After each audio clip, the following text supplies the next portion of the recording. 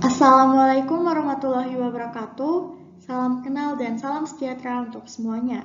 Perkenalkan, saya Andriani Harisa Kori dengan NIM 1011128202501 dari Ilmu Kesehatan Masyarakat Fakultas Kesehatan Masyarakat Angkatan 2020 Universitas Sriwijaya.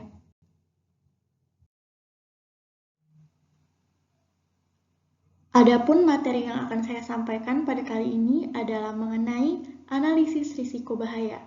Di sini ada 6 poin pembahasan yang saya sampaikan. Yang pertama, pengertian analisis risiko. Yang kedua, tahapan analisis risiko. Yang ketiga, tujuan dari identifikasi risiko. Yang keempat, langkah-langkah manajemen risiko. Yang kelima, kelebihan dan kekurangan penilaian risiko. Dan yang terakhir, yang keenam, metode pengumpulan data.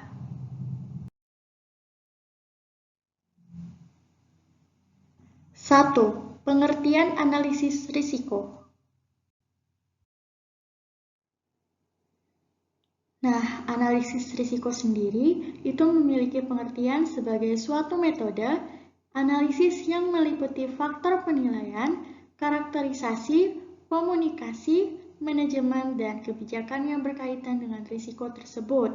Namun, risiko itu sendiri memiliki pengertian tersendiri, yaitu risiko adalah bentuk keadaan, ketidakpastian tentang suatu keadaan yang akan terjadi di masa depan dengan keputusan yang diambil berdasarkan berbagai pertimbangan pada saat ini.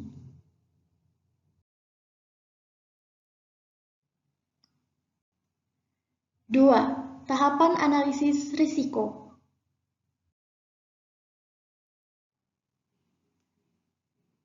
Di sini terdapat 4 tahapan analisis risiko. Yang pertama, identifikasi hazard. Dalam aktivitas identifikasi, maka informasi yang akan didapatkan adalah tipe hazard, magnitude hazard. Yang kedua, proyeksi risiko. Proyeksi atau estimasi risiko dilakukan untuk merating risiko berdasarkan kecenderungan bahwa risiko tersebut akan menjadi kenyataan dan segala konsekuensi dari masalah yang berhubungan dengan risiko tersebut. Proyeksi risiko merupakan komponen utama dalam tahap penilaian risiko. Yang ketiga, penilaian risiko. Risiko yang akan diberi bobot berdasarkan persepsi dampak dari prioritas. Persepsi dampak tersebut merupakan fungsi dari 3 faktor.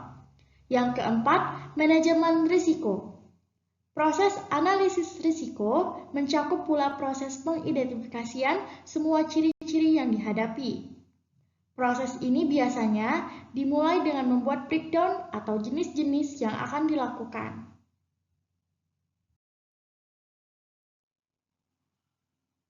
Tiga, tujuan identifikasi risiko.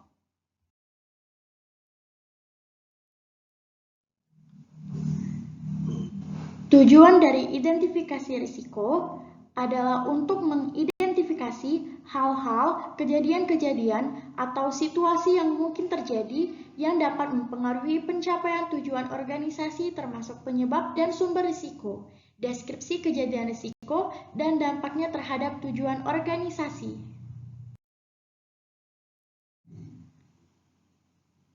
4. Langkah manajemen risiko.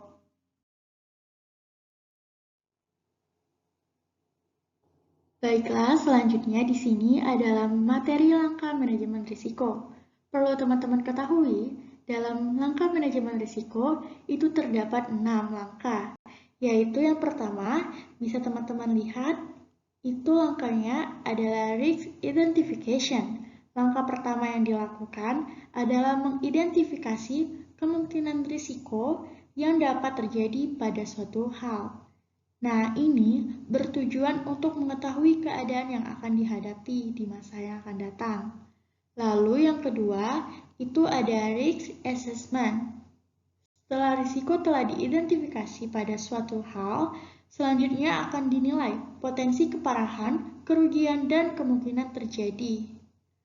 Lalu yang ketiga, itu ada risk response, yaitu merupakan proses untuk memilih dan menerapkan langkah-langkah pengelolaan risiko. Tantangan bagi manajer risiko adalah untuk menentukan portofolio yang tepat.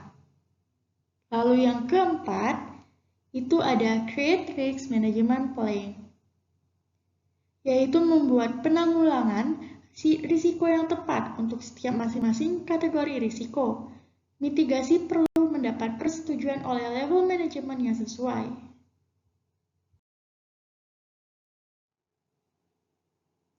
Untuk yang kelima, itu implementation, yaitu melaksanakan seluruh metode yang telah direncanakan untuk mengurangi atau menanggulangi pengaruh dari setiap risiko yang ada. Dan yang keenam, evaluate and review, yaitu perencanaan yang telah direncanakan di awal tidak akan seluruhnya dapat berjalan dengan lancar. Maka dari itu, diperlukan perubahan keadaan atau mengevaluasi dan membuat hasil catatannya.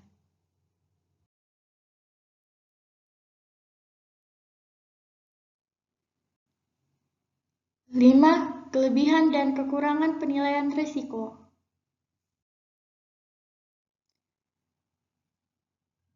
Baiklah, di sini terdapat 7 kelebihan. Yang pertama, mempermudah pemahaman dan observasi level risiko. Yang kedua, metode untuk penghitungan sederhana untuk dipahami dan diimplementasikan. Yang ketiga, tidak membutuhkan frekuensi secara kuantitatif untuk memperoleh ancaman. Yang keempat, proses analisis lebih mudah karena tidak berurusan dengan monetary value.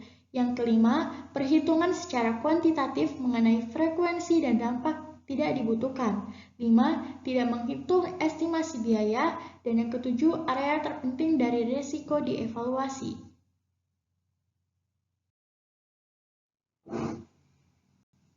Lalu terdapat pula kekurangannya, yaitu ada 6. Yang pertama, bersifat subjektif. Yang kedua, memungkinkan bahwa realiti yang ada tidak didefinisikan dengan tepat karena tergantung perspektif penulis. Yang ketiga, sulit karena melakukan manajemen risiko bersifat subjektif. Lalu yang keempat, tidak diimplementasikannya analisis cost-benefit menyebabkan sulit melakukan kontrol. Yang kelima, sulit membedakan antara major risk. Dan yang terakhir yang keenam, hasil tergantung pada kualitas tim manajemen risiko. 6. Metode pengumpulan data.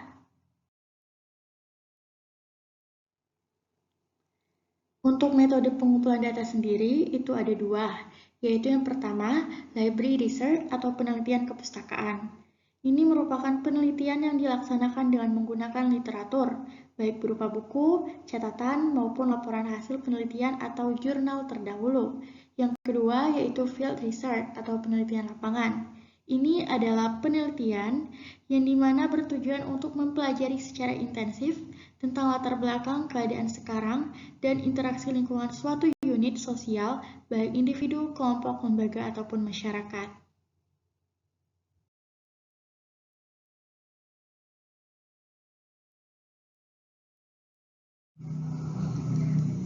Terima kasih telah menonton pembahasan kali ini. Semoga materi yang saya sampaikan bisa bermanfaat untuk semuanya. Saya ucapkan terima kasih dan saya akhiri. Wassalamualaikum warahmatullahi wabarakatuh.